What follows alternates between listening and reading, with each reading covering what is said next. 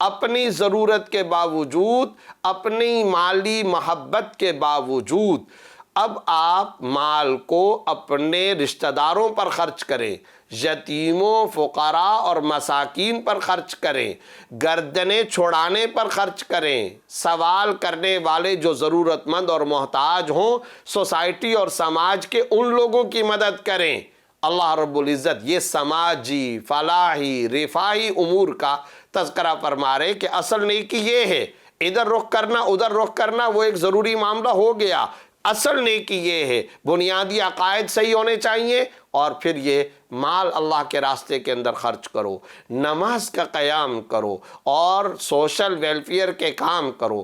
یہاں ایک اہم ترین نقطہ ضرور سمجھنا چاہیے، وَآتَ الْمَالَ عَلَى حُبِّهِ ذَوِي الْقُرْبَى۔ دو باتیں، پہلی بات تو یہ اپنی محبت کے باوجود مال کو خرچ کرو۔ یہ قرآن کریم کا ایک عجیب اسلوب ہے، کئی مقامات پر اللہ رب العزت نے خاص طور پر یہ بات ذکر فرمائی کہ تمہیں مال کی محبت ہو اس کے باوجود مال اللہ کے راستے کے اندر خرچ کرو، تمہیں ضرورت ہو اس کے باوجود اللہ کے راستے کے اندر خرچ کرو۔ چنانچہ قرآن کریم کے اندر کئی مقامات پر اگر آپ دیکھیں، سورہ دہر آیت نمبر 8، وَيُطْعِمُونَ الطَّعَامَ عَلَى حُبِّهِ مِسْكِينًا وَيَتِيمًا وَأَسِيرًا۔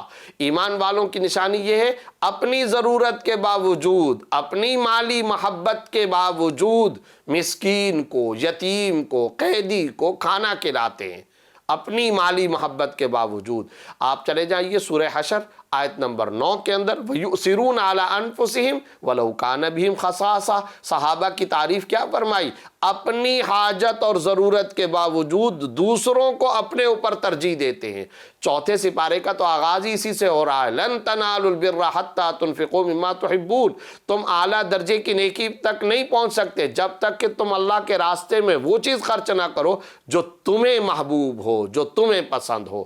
ان تمام آیات کے مجموعے سے کیا پتہ چل رہا ہے؟ وَآتَ الْمَالَ عَلَىٰ حُبِّهِ، اپنی ضرورت اور محبت قلبی کے باوجود، اپنی دلی مالی محبت کے باوجود، چاہت کے باوجود تم اللہ کے راستے کے اندر مال خرچ کرو، یہ اصل نیکی ہے، یہ اعلیٰ درجے کی نیکی ہے، یہ ہے وہ چیز جس سے بخل کا علاج ہوتا ہے، یہ ہے جس کو سخاوت کہا جاتا ہے۔